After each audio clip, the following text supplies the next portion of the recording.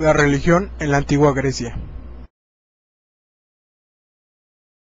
La religión es un sistema de la actividad humana compuesto por creencias y prácticas acerca de lo considerado como divino o sagrado, de tipo existencial, moral y espiritual. Hay religiones que están organizadas de forma más o menos rígidas, mientras que otras carecen de estructura formal y están integradas en las tradiciones culturales de la sociedad o etnia en las que se practican. El término hace referencia tanto a las creencias y prácticas personales como a ritos y enseñanzas colectivas. Para nosotros, uno de los puntos más importantes que se salva de la religión es que las personas se vuelven unidas, más cercanas. Claro, existen sus excepciones. Es solo un enfoque positivo, además que siempre tratan de resolverlo de la mejor manera, que es la de hablando, que de la manera bruta y tosca, que es peleando. Hablar de la religión griega como un sistema nacional, no debe olvidarse que cada estado poseía sus cultos especiales y rituales propios que representan otros tantos puntos de excepción dentro del cuadro general al que se puede reducir. Pero tampoco hay que olvidarse que el sentimiento de la unidad religiosa se fortalecía con los grandes festivales sacros en que todos los griegos se unían para honrar a la misma divinidad, y con el culto común de los grandes oráculos que, como Delfos, llegaron a adquirir una influencia nacional.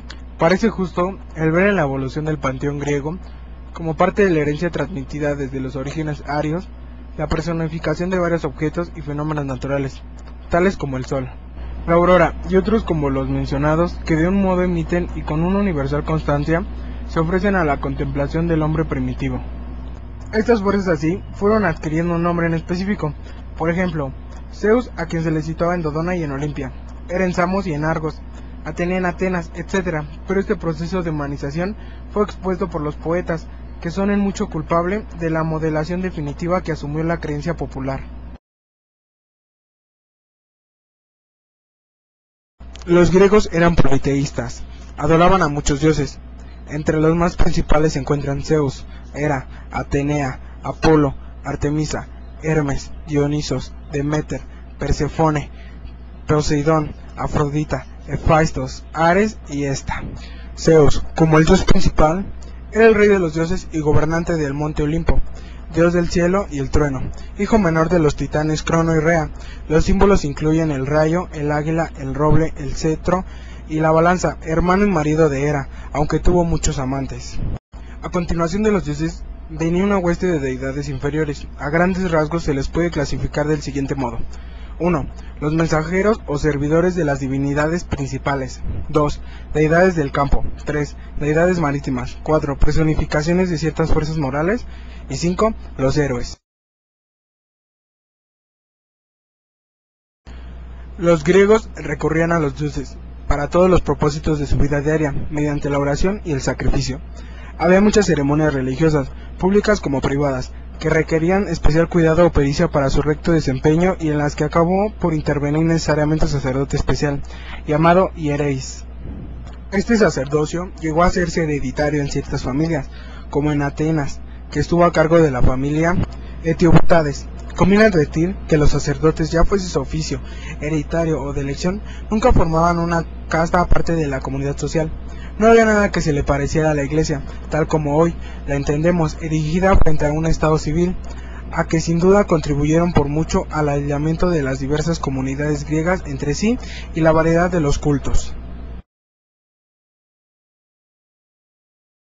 El lugar consagrado al culto de las divinidades se llamaba generalmente el hierón y comprendía dos cosas esenciales: un temenos o recinto, un espacio puesto aparte de todos los usos ordinarios, como el templo romano, en el cual había 2. Un altar para el sacrificio.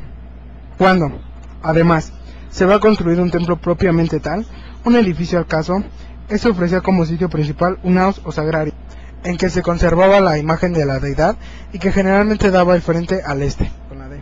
En el templo ya evolucionado, el naos o cela se completaba con un atrio pórtico al frente, pronaos, y una sala llamada opistodomos, destinada por lo común a almacén. Los templos, a diferencia de las iglesias modernas, no estaban concebidas para que dentro de ellos se instalasen los fieles. Estos se amontonaban fuera, en el recinto exterior, y aún allí mismo solían celebrar sacrificios, en un altar que estaba a la entrada. El interior del edificio, aparte del naos central, se destinaba a guardar las ofrendas de varias clases. por ejemplo, trípodes, copas, escudos, etc. Objetos a menudo de gran valor. El templo debía poseer cierto patrimonio en dinero, acuñado en esclavos, en terrenos, que era administrado y vigilado por funcionarios públicos. Los rasgos fundamentales de todo culto son el sacrificio y la plegaria, los cuales normalmente se combinan y en una u otra entran prácticamente en todas las empresas de la vida diaria, a la vez pública y privada. El procedimiento habitual del sacrificio era el siguiente: el sacerdote y sus ayudantes, vestidos de ceremonia, por lo común de blanco y coronados de guirnaldas, se encuentran con los fieles, igualmente ataviados, en el exterior del templo.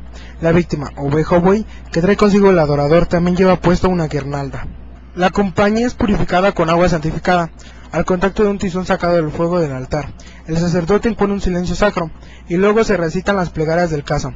El animal es conducido ante el altar, y su conducta es cuidadosamente observada, pues se le concede gran importancia. La resistencia o la docilidad se interpretan respectivamente como augurios funestos o propicios. Se esparcen los granos de cebada, traídos de una cesta plana, sobre la cabeza y el cuerpo de la víctima. Se le arrancan algunos pelos del testuz y se arrojan al fuego como primera ofrenda. Después, se abate al animal de un estacazo o de un hachazo, se le degolla, y la sangre es recogida en un recipiente y con ella se salpica al altar, y a veces también a los fieles. La ceremonia se acompaña de gritos y lamentos o música de flauta. La víctima es al punto desollada y destazada por los ayudantes del templo. Las entrañas se examinan con detenimiento para fines adivinatorios. Y por lo común, la parte consagrada al dios, generalmente los músculos envueltos en la engordura, se quema en el altar. El resto se dedica al festín entre los presentes, quienes con frecuencia solo probaban la carne en estas ocasiones. La plegaria, por supuesto, variaba según la ocasión y clase de sacrificio, y solía referirse a objetos materiales, buena salud, éxito en el negocio, etc., más que objetos espirituales, bendiciones, etc. Los griegos oraban de pie, con las palmas en alto y los brazos levantados, pues el arrodillarse o postrarse parecía impropio de los hombres libres. La regla era orar en voz alta, salvo en casos especiales como por ejemplo la presencia de un enemigo militar. La adivinación tenía por fin averiguar la voluntad de los dioses, ya respecto a los acontecimientos en marcha, plaga o peste, o más en generalmente respecto al futuro, como el resultado de alguna empresa en proyecto. Los oráculos pueden describirse como lugares donde se practicaba oficialmente alguna clase de adivinación. Los dos oráculos más famosos de Grecia fueron el de Zeus en Dodona y el de Apolo en Delfos. En Dodona, el sagrario estaba al cuidado de sacerdotes llamados Eli, y las sacerdotisas recibían el nombre de palomas.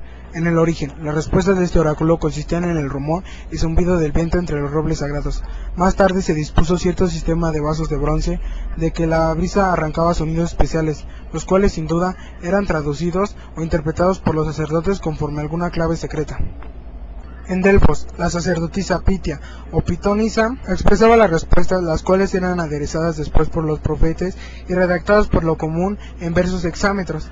Cuando la predicción del porvenir resultaba cosa difícil, el oráculo solía refugiarse en la ambigüedad, como en el célebre caso de Creso y Pirro. Este oráculo gozó de altísimo prestigio, y parece que a nadie se le haya ocurrido acusar la impostura a sus sacerdotes. Se lo consultaba constantemente para las materias más importantes referentes a prácticas religiosas. Los misterios eran ritos secretos a que solo eran admitidos quienes habían pasado por ciertas pruebas preparatorias. Se suponía ejercían una influencia poderosa y permanente sobre el carácter de los participantes. Los más importantes y famosos eran los misterios de Eleusis. Se decía que el origen de los misterios era oscuro. La tradición lo atribuía a Tracia y especialmente a Orfeo, pero parece que tales misterios contenían una abundante mezcla de elementos frigios. Solía darse por su fundadora Eumolpo.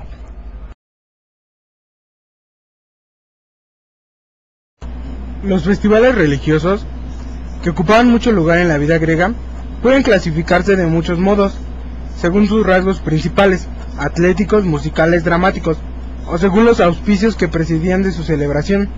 1. Ya ciudades aisladas. 2. Ya grupos de estados. 3. Ya todos los griegos en su común carácter nacional. Conforme a este último criterio, encontramos en el capítulo 1, o de las ciudades aisladas, las grandes panateneas de Atenas, sin duda el mejor ejemplo en el caso que se celebran el tercer año de cada olimpiada, hacia fines del mes de julio. El programa de las panateneas incluía los concursos gimnásticos y musicales, y también las carreras de antorcha y las regatas. Pero el rasgo más destacado era la procesión solemne a la Acrópolis, el 28 del mes, en que se vestía la toga sagrada o peplos para comparecer en el recinto de la diosa Atenea. En el capítulo 2, o fiesta de grupos de estado, son típicas las anfictiónicas. Las anfictionas eran grupos de estados vecinos que poseían la conciencia de cierta comunidad étnica.